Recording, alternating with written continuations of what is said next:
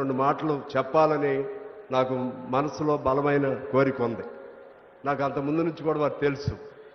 ఏదైనా మాట్లాడాలనుకున్నా, ఏదైనా పోట్లాడాలన్నా మరలా వెనక ముందు చూడకుండా పోట్లాడేటువంటి లేకపోతే తిరుగుబాటు చేసేటువంటి ఒక నిప్పు కణికి లాంటి వాడు మన ముఖ్యమంత్రి. గొప్ప యాజిటేటర్ అంటే ఆందోళనకారుడు, అలాగే తిరుగుబాటుదారుడు, అన్ని లక్షణాలు ఉన్నాయి. కానీ ముఖ్యమంత్రి అయిన తర్వాత ఎలా ఉంటాడో అని నేను అనుకున్నా. కానీ ఆ ఆందోళన ఆవేశాన్ని ఒకవైపు పెట్టుకుని మరోవైపు ప్రజల సంక్షేమం కోసం అవసరం అనుకున్న చోట తగ్గుతూ ఎక్కడ తగ్గాలో ఎక్కడ నెగ్గాలో తెలిసి ఆ విధంగా నిజంగా నాకు చాలా సంతోషంగా ఉంది. ఎక్కడ సంయమనం కోల్పోవట్లేదు, ఎక్కడ ఓర్పు కోల్పోవట్లేదు, ఎక్కడ ఎన్ని ఆయనకి ఇబ్బందులు పెట్టిన వాళ్ళనైనా సరే ఏ సందర్భం ఎలా ఉండాలో ఆ విధంగా డెమోక్రటిక్గా ఉండాలనే ఆలోచనతో రేవంత్ రెడ్డి గారు ముందుకెళ్తా ఉన్నారు. అందులో భాగంగా ఇవాళ మీ అందరికీ ఒక ఆలోచన వచ్చి ఉంటుంది. మన గత 10 ఏళ్ళు అంతకుముందు 2-3 ఏళ్ళు అంటే 10-12 ఏళ్ల క్రితం వరకు ఈ మధ్య కాలంలో ఒక్క ఇల్లు అయినా ఎక్కడైనా మనం చూసామా? అది అభివృద్ధా కాదా? ఇవాళ ఏకపక్షంగా దాదాపు 3.5 లక్షల ఇళ్ళు వస్తున్నాయి. ఈ 5 ఏళ్ల కాలంలో దాదాపు 3 వంతులు అయిపోతుంది. ఇంకా అందరూ అభిమానంతో ఇంకొక పర్యాయం ఆయన్ని ముఖ్యమంత్రి చేస్తే ఇళ్ళు లేనివాడు అంటూ లేకుండా మొత్తం మన తెలంగాణ అందరికి ఇళ్ళు వస్తాయి. రెండోది, ప్రతి ఇంటికి 200 యూనిట్ల లోపు ఉన్నటువంటి విద్యుత్ ఇస్తున్నారా లేదా? ఇది ఇంత ముందు జరిగిందా? ఇది అభివృద్ధా కాదా? మూడోది, రేషన్ కార్డులు ఎప్పుడు చూసామో, ఎన్నేళ్ల క్రితం చూసామో, ఇవాళ అర్జీ పెట్టుకున్న ప్రతి ఒక్కరికి రేషన్ కార్డు ఇస్తున్నారా లేదా? ఇది అభివృద్ధా కాదా?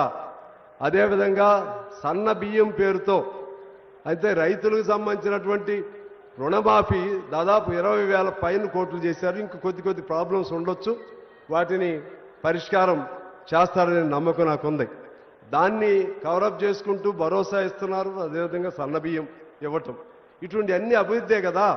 ఈ అభివృద్ధికరమైనటువంటి పనులు చేస్తున్నటువంటి మన ముఖ్యమంత్రి గారిని మనస్ఫూర్తిగా అభినందిస్తూ, ముఖ్యంగా మన కొత్తగూడెం జిల్లా, ఉమ్మడి ఖమ్మం జిల్లాలో కొత్తగూడెం జిల్లా, ఈ జిల్లాకి వారికి స్వాగతం పలుకుతూ, మా జిల్లా అందశ్రీ గారి పలుకుల్లో ఉన్నటువంటి సిరులు కురిపించే అసలైన తెలంగాణ ఎక్కడుందాయా అంటే అది కొత్తగూడెం భద్రాద్రి జిల్లాలోనే ఉంది. అందువలన మన జిల్లాకు సంబంధించి 2 మాటలు చెప్పిన సెలవు తీసుకుంటాను. ఎందుకంటే మనం వారు వెళ్ళాలి కూడా కదా. ఒకటి, సీతారాం ప్రాజెక్టు, సీతారాం దుమ్ముగూడెం గోదావరి మన నుంచే వెళ్తూ ఉంది. దానిపైన దృష్టి పెట్టి అన్ని నియోజకవర్గాల్లో నీళ్లు అందే విధంగా చూడమని కోరుతా ఉన్నాను. రెండోది, అడవి బిడ్డలు ఎక్కువ ఉన్నటువంటి ప్రాంతం మంది, నీళ్లు మన దగ్గర ఎక్కువే, అడవి బిడ్డలు మన దగ్గర ఎక్కువే, అడవి మన దగ్గర ఎక్కువే, కార్మికులు మన దగ్గర ఎక్కువే, పరిశ్రమలు మన దగ్గర ఎక్కువే, అన్ని సర్వ వైవిధ్యాలతో కూడిన జీవన వైవిధ్యంతో కూడిన జిల్లా మన జిల్లా. అందుకని ఆ అడవి బిడ్డలకు సంబంధించినటువంటి సాగులో ఉన్న భూములకి అటవీ పట్టాలు కూడా ఇచ్చే విధంగా శ్రద్ధ పెట్టాలని కోరుతున్నాను.